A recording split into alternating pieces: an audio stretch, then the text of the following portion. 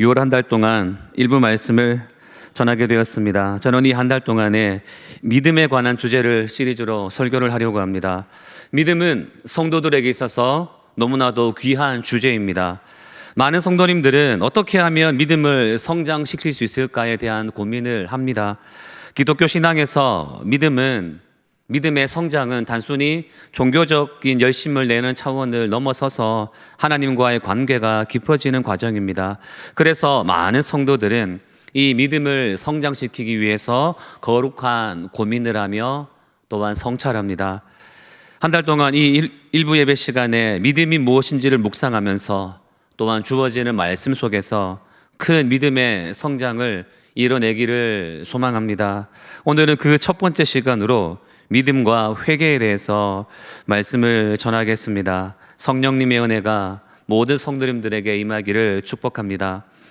마가복음 1장은 예수 그리스도의 복음이 어떻게 시작되었는지를 아주 강렬하고도 또한 역동적으로 표현한 장입니다.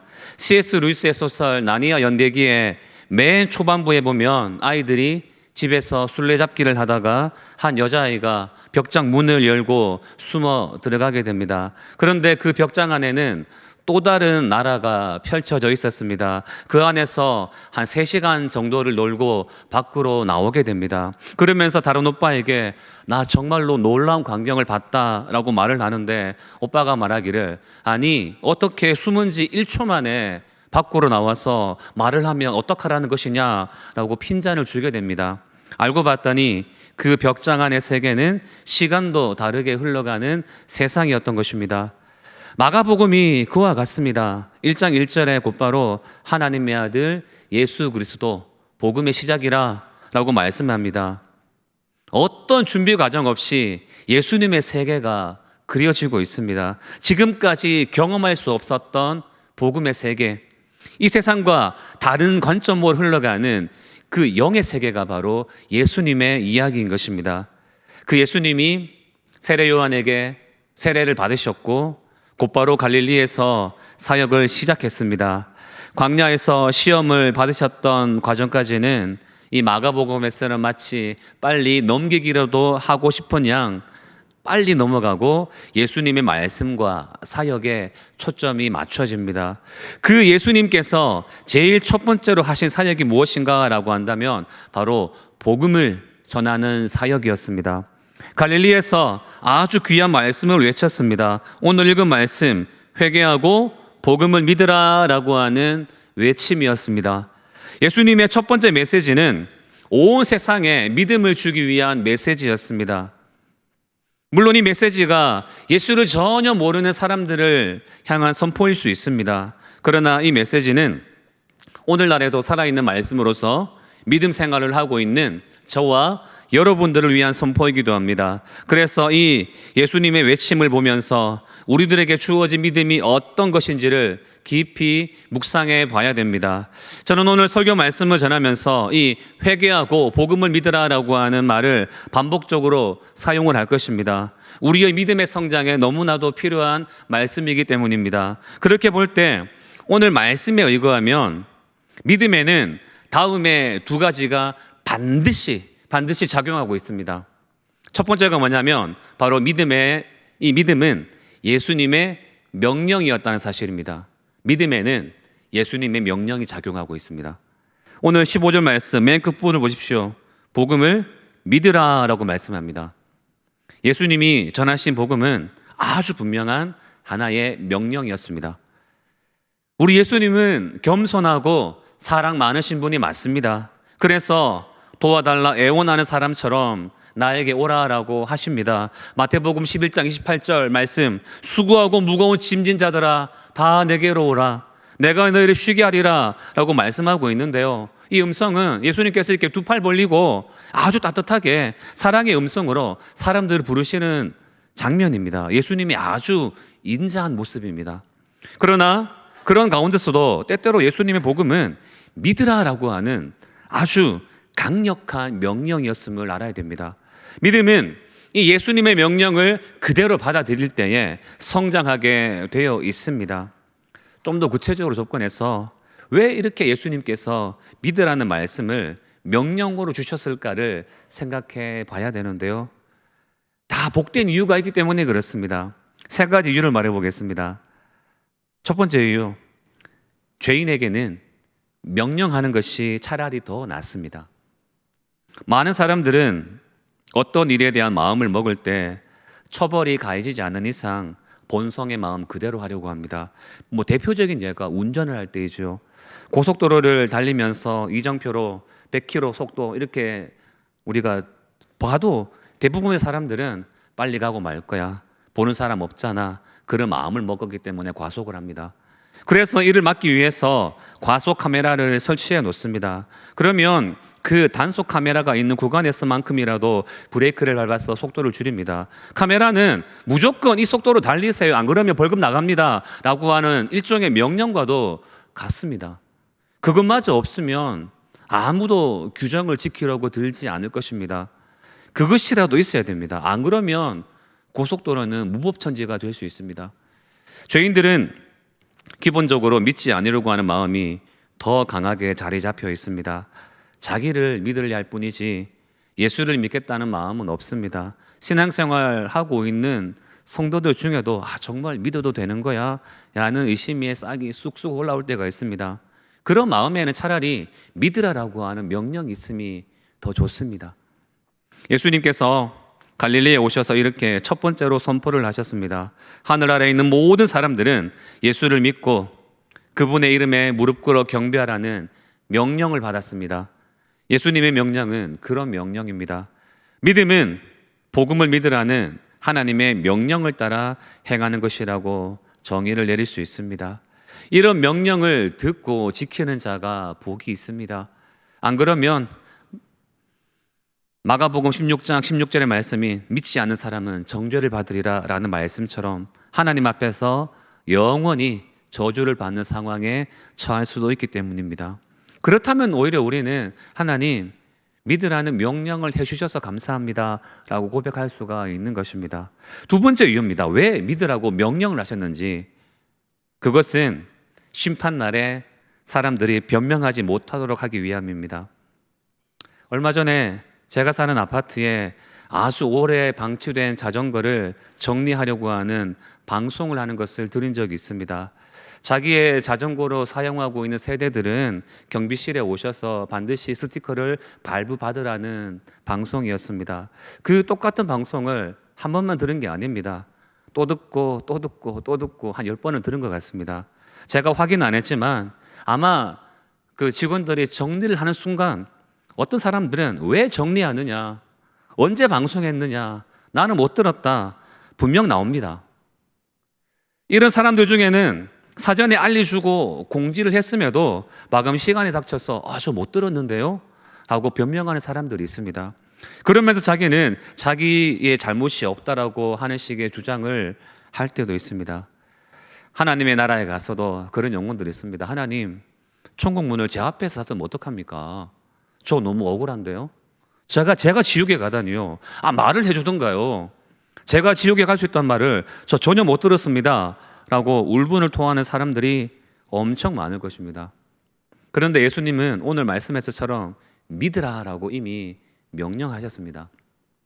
얼마나 하나님이 애정을 갖고서 경고하고 초청하고 강권했을지 모릅니다.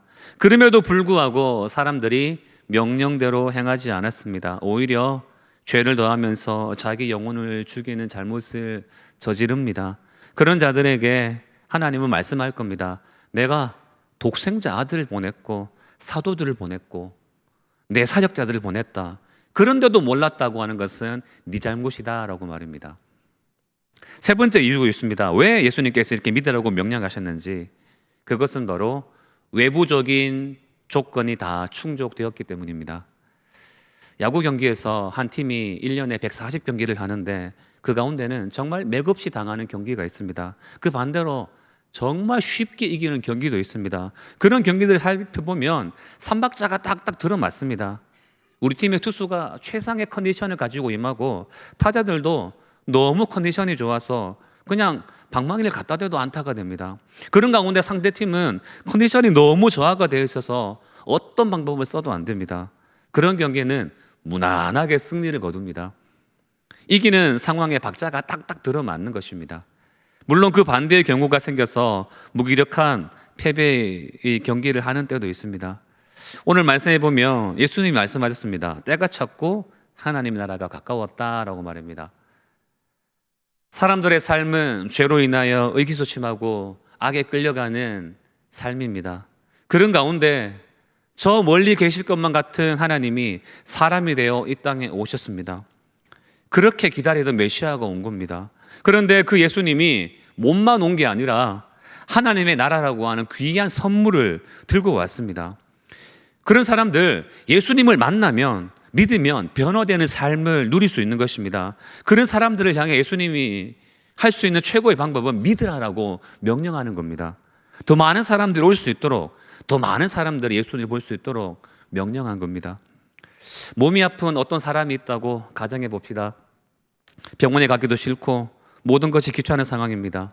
그런데 그 사람이 사는 마을에 어떤 병이라도 고칠 수 있는 의사가 갔습니다. 의사는 그 마을에 놀러 간 게 아니라 아픈 사람들을 진료하려고 고쳐주려는 목적을 가지고 갔습니다. 만약 그 환자의 가족이 옆에 있다면 가볼래? 말하면서 나 가기 싫어? 그러면 포기하자 이렇게 말할까요? 아닙니다. 무조건 가라고 이야기합니다.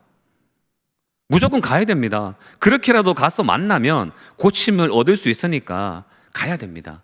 예수님의 명령이 그런 명령이었습니다. 온 세상의 영적인 환자들을 향해 예수님이 오셔서 하나님의 나라라는 선물을 주려고 왔습니다. 지금 삼박자가 딱 들어맞습니다. 당연히 명령이라도 해서 가는 사람들이 많아져야 되는 것입니다. 여러분, 나의 믿음이 성장하는 것은 예수님의 명령에 기인할 때가 있습니다. 믿음에는 예수님의 명령이 있습니다. 그 명령은 나를 믿으라 라는 명령입니다. 주일 성수해라, 11조 해라, 봉사해라 라는 그런 명령보다도 예수를 믿어라 라고 하는 명령이 있습니다. 여러분, 그런 의미에서 이런 명령이 주어졌고 우리는 그 명령 따라 믿고 예배를 드린다는 것이 얼마나 복된 일인지 모릅니다. 믿고 세례를 받는 사람들은 구원을 얻을 것이요 라고 말씀하셨습니다. 덧붙여서 아까도 말했지만 믿지 않는 사람들은 정죄를 받으리라 라고 말했습니다.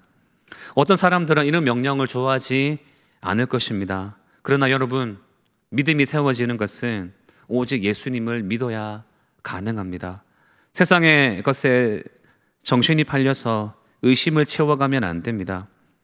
예수님은 복음으로, 즉 기쁜 소식으로 이 땅에 오셨습니다. 이 예수를 믿으라는 명령이 있으니 어쩔 수 없이 따르기보다 기쁨으로 따르면 은혜가 있습니다. 이런 믿음으로 세워지는 여러분들 되시기 바랍니다.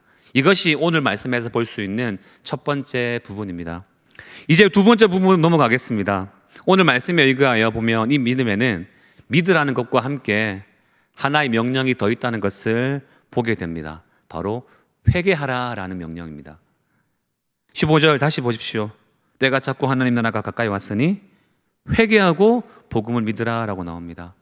여러분, 예수를 믿는 사람이 무엇인가라고 한다면 회개하는 삶입니다.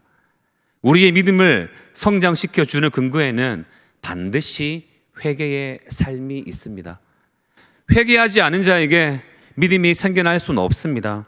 우리는 회개라는 단어를 떠올릴 때 반드시 기억해야 될 것이 있는데요, 바로 믿음과 이 회개는 동급이라는 사실입니다. 회개는 믿음과 같은 시각에 태어났습니다. 다시 말해서 회개와 믿음은 쌍둥이입니다. 한 번만 따라해 주시기 바랍니다. 회개와 믿음은 쌍둥이다. 여러분, 세상에 태어나는 쌍둥이는 시간차가 있기 때문에 누가 형이고 동생인지를 알 수 있습니다. 그러나 이 회개와 믿음은 어느 것이 먼저 태어난 형인지를 알 수 없을 정도로 신비스러운 부분입니다. 회개하면 믿음이 생기고요, 믿으면 회개하게 되어 있습니다. 사도행전 3장에서 베드로와 요한이 성전 미문에 앉아있던 나면서 안진뱅이 된 자를 고쳤습니다. 우리가 잘 아는 은과 금은 내게 없거니와 내게 있는 것으로 너에게 주노니 곧 나사렛 예수 그리스도의 이름으로 일어나 걸어라 라고 하면서 기적을 베풀었습니다. 사람들이 다 놀라는 차에 베드로가 거기서 바로 설교를 시작했습니다. 그 설교의 중심에 뭐가 있느냐? 너희가 회개하고 돌이켜 죄 없이 함을 받으라. 이같이 하면 새롭게 되는 날이 주님으로부터 이를 것이다 라고 말했습니다. 믿음은 우리의 죄가 사라지는 겁니다. 그것은 다른 게 아니라 회개로 나타납니다. 예수님은 그래서 공생의 제일 첫 선포에 회개하라는 명령을 하셨던 것입니다. 통상적으로 회개는 무겁고 두려운 것, 복음은 기쁘고 가벼운 것으로 생각을 많이 합니다. 그러나 방금 제가 회개와 믿음은 쌍둥이라고 했듯이 믿음 없는 회개는 절망이고요, 회개 없는 믿음은 값싼 은혜일 뿐입니다. 그래서 성도는 믿음의 성장을 위해서 회개의 마음을 늘 가지고 있어야 됩니다. 그런데 이 회개에는 두 개의 장애물이 있습니다. 이 장애물을 잘 넘어야만 회개의 삶을 살 수 있습니다. 첫 번째 장애물이 뭐냐? 나는 죄가 없다라고 하는 영적 불감증의 장애물입니다. 오늘날 많은 성도가 내가 남한테 해끼친 적도 없고 법 없이도 사는데 무슨 죄인인가, 무슨 회개를 하라는 말인가 라고 생각을 합니다. 죄를 단순히 윤리적인 범죄나 형법상의 죄로만 국한하기 때문입니다. 성경이 말하는 죄의 본질은 하나님 중심에서 내가 중심되어 사는 것입니다.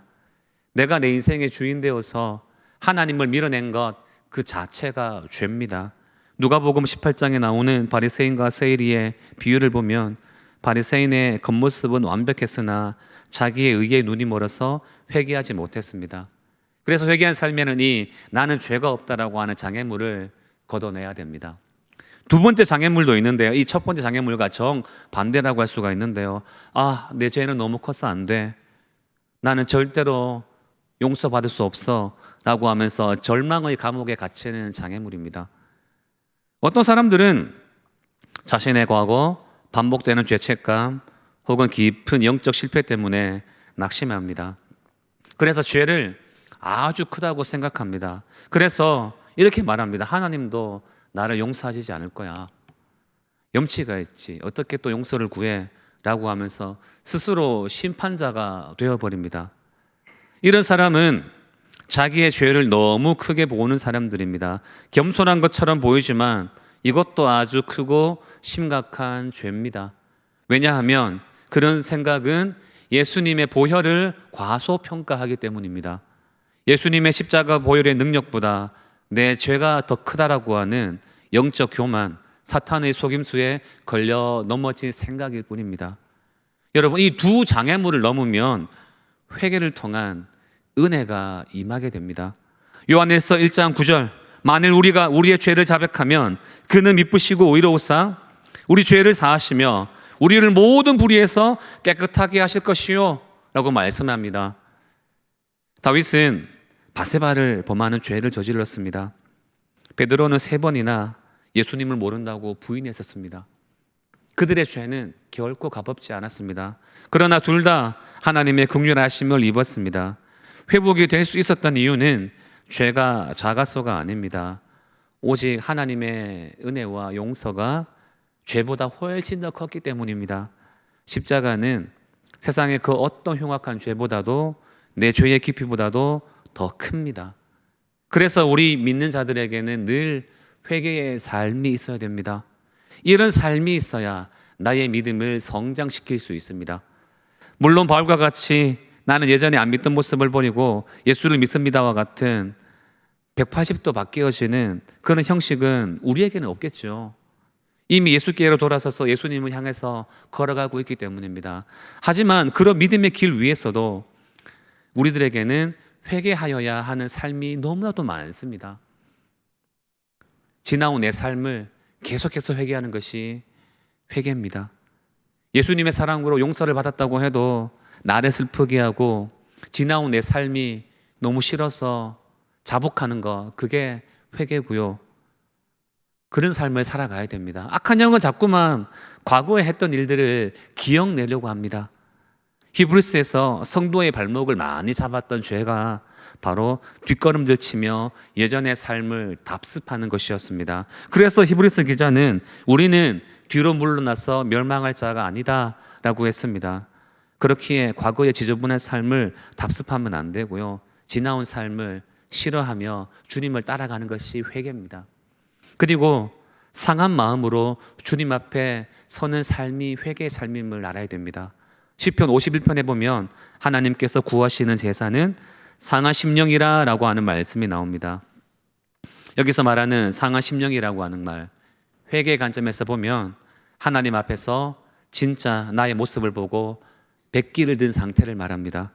내 힘으로 안 된다라고 하는 영적 파산을 말합니다. 빚이 너무 많아서 도저히 갚을 능력이 없으면 파산 신청을 하듯이 하나님 앞에서 자신의 밑바닥을 보며 철저하게 하나님 나는 항복합니다, 이렇게 말하는 것이 바로 회개입니다. 그리고 언제나 내가 죄인임을 인정하며 나아가는 솔직한 마음이 회개의 삶입니다. 회개할 줄 아는 사람은 들키면 어떡하지? 체면구겼네 같은 부끄러움이나 후회를 하지 않습니다. 나를 그토록 사랑하시는 하나님의 마음을 아프게 해드렸다는 사실에 그저 마음 찢어지듯 아파하고 늘 하나님 앞에 잘못했다고 엎드리며 살아갑니다. 그것이 바로 하나님이 받으시는 마음입니다. 이렇듯 여러분, 믿음에는 회개가 있습니다. 회개가 곧 믿음입니다. 믿음과 연합하지 않는 회개는 참된 회개가 아니고, 진실한 회개와 연결되지 않은 믿음은 참된 믿음이라고 말할 수 없습니다. 과거에 지은 죄에 대해서 가볍게 생각하지 않아야 됩니다. 죄를 사소한 것으로 생각하지 않아야 됩니다. 다른 사람의 죄를 구경하지도 않아야 됩니다. 죄와 더불어 희덕되지도 않아야 됩니다. 죄에 대해서 어떤 변명도 하지 않아야 됩니다. 오직 예수님만을 바라보며 회개하는 삶이 있어야 됩니다. 믿음과 회개는 쌍둥이입니다. 예수님께서 하신 말씀을 다시 한 번 더 말씀드립니다. 회개하고 복음을 믿으라. 우리를 구원으로 인도하실 분으로 예수님만을 온전히 신뢰하며 애통해하며 주께 상한 마음을 높여드리는 자들이 되시기를 바랍니다. 이것이 바로 오늘 말씀에서 볼 두 가지였습니다. 첫 번째, 믿음은 믿으라고 하는 예수님의 명령이라고 하는 것, 그리고 두 번째로 예수님은 회개하라라고 하는 명령도 함께 하셨다라는 것입니다. 이것이 여러분들의 믿음을 성장시키고 세워주는 근간이 될 수 있음을 잊지 말아야 됩니다. 이렇게 말씀을 끝내면 좋겠지만 오늘의 말씀을 더욱더 확실히 하기 위해서 두 가지만 여러분들에게 권면드리겠습니다. 첫 번째로 권면드립니다. 여러분, 이 예수님의 말에 어떤 의심도 하지 말고 합당한 예수님의 말씀이구나, 합당한 예수님의 명령이구나 여기시기 바랍니다. 교회 안에서 성도들을 향해 믿으라라고 말하면 괜찮아, 그래 생각합니다. 그런데 회개하십시오라고 말하면 마치 비합리적인 요구를 하는 것처럼 들려지기도 합니다. A라는 성도를 향해 화를 내게 한 B라는 어떤 성도가 있다고 생각해 봅시다. 거짓말을 했든 때렸든 속였든 금전적인 손해를 입혔든 어떤 잘못을 그 B가 했다고 가정할 때, 그럼에도 불구하고 A라는 성도는 기꺼이 그 사람을 용서해 주려고 생각을 하고 있습니다. 그렇다면 그 사람을 용서하기 위해서는 그래도 사과를 요구할 수 있는 겁니다. 잘못했음을 인정해 주셔야 됩니다라고 말입니다. 그 사람의 잘못을 그 B는 알아야 되기 때문입니다. 용서하는 입장에서는 잘못한 그 B 성도를 향해 그가 할 수 있는 가장 작은 일을 간단히 요구하는 것입니다. 그런데 그런 B가 나한테 사과를 하라고 한다고요? 너무 부당한 일 아닙니까? 너무 비합리적인 일 아닙니까? 라고 말한다면 얼마나 잘못했겠습니까? A가 그 사람에게 사과를 요구하는 것은 그에게 못할 짓을 시키는 것이라기보다는 그 사과를 흔쾌히 받아들이려고 하는 호의를 내보이는 것입니다. 하나님은 여러분 우리의 주권자이십니다. 군주이십니다. 그 하나님이 우리들에게 가장 작은 모습, 즉 통회하는 모습을 요구하고 있습니다. 그 모습이 바로 오늘 말씀에 회개하라라고 하는 예수님의 선포입니다. 이것을 비합리적인 명령으로 생각하면 안 됩니다. 예수님이 세금을 무겁게 내린 것도 아닙니다. 그저 자기의 잘못을 헤아리며 겸손히 있으라는 말씀을 하셨습니다. 당연히 하실 수 있는 말씀입니다. 우리 입장에서도 당연히 내가 할 수 있는 삶입니다. 자신의 허물을 사랑하고 있으면서 천국에 가려고 하는 자가 될 수는 없습니다. 뱀에 물려서 혈관 속에 독이 흐르고 있는데 건강하기를 바랄 수는 없습니다. 그저 잘못했습니다 라는 말을 통해서 주님을 의지해야 됩니다. 여러분, 예수를 믿고 있기에 마음의 변화를 요구하는 것은 예수님의 당연한 명령입니다. 그래야 합당한 예배로 나아갈 수 있습니다. 믿으라는 명령의 말씀도 그래요. 어떤 사람은 이 믿으라는 말도 자신의 귀에 거슬리게 들릴 때가 있습니다. 그러나 예수님은 당연히 이 믿으라고 명령할 수도 있습니다. 피조물이 자신의 창조주를 믿는 것은 의무의 따름입니다. 그래서 이 말씀을 통해서 여러분들에게 말씀드립니다. 저와 여러분들은 본성적인 죄인입니다. 그 가운데서 구원을 받았습니다. 하지만 그래도 죄의 습성이 남아 있습니다. 그런 가운데서 교회를 나오고 있고요. 그 교회 안에서 믿음의 성장을 위해서 믿으라고 들려주고 특별히 회개하라고 들려질 때 당연히 들려질 수 있습니다. 마음에 거리끼게 받지 마시고요. 당연히 받아들이시기 바랍니다. 그래서 이 회개하라는 말 가운데도 은혜가 가득할 수 있기를 바랍니다. 두 번째 권면입니다. 여러분, 이 말씀 가운데 즉각적인 순종을 하는 여러분들 되시기 바랍니다. 믿음 생활은 영적 전쟁의 생활입니다. 그 생활 속에서 우리는 믿음의 성장을 위해 살아가고 있습니다. 영적 전쟁이기 때문에 우리 세상에서 실제로 일어나는 전장을 한번 생각해 봅시다. 전쟁터에서는 총소리와 대포 소리가 들려옵니다. 그런 상황 속에서 어떤 사람이 창문을 열어놓고 클래식 음악을 틀어놓고 눈을 감으며 좋아 라고 음미하는 사람은 없습니다. 당장 짐을 싸서 도망을 가거나 전투에 임해야 됩니다. 예수님이 말씀하신 이 회개하고 복음을 믿으라라고 하는 이 명령의 말씀은 우물쭈물하라는 말씀이 아닙니다. 복음 안에서 오늘 당장 그대로 행하며 살라는 말씀입니다. 이 말씀을 듣는 순간부터 당장 회개하는 마음으로 우리의 완고함을 내려놓아야 됩니다. 모든 의심을 내려놓고 주님을 온전히 신뢰해야 됩니다. 그것을 예수님은 원하고 계십니다. 복음은 언제나 오늘이라고 외칩니다. 예수님은 단 하루라도 죄를 적용하기를 원하지 않습니다. 그래, 내일 회개해도 괜찮아 라고 하는 것은 거룩한 복음이 아닙니다. 그렇게 말한다면 어떤 사람은 오늘 밤 12시가 되기까지 계속해서 나 죄지어둬야지 이렇게 말합니다. 아마 죄를 방조하게 될 거예요. 여러분, 회개하고 복음을 믿으라라고 하는 명령은 빗자루로 모든 악업을 쓸어버리듯이 지금 당장 모든 죄를 깨끗하게 쓸어버리라는 말입니다. 주머니 속에 있는 악한 것들이 있다면 당장 꺼내서 저 멀리 던져버리라는 말입니다. 여러분, 지금 당장 우리 속에 있는 악한 무기들을 다 던져버리시기 바랍니다.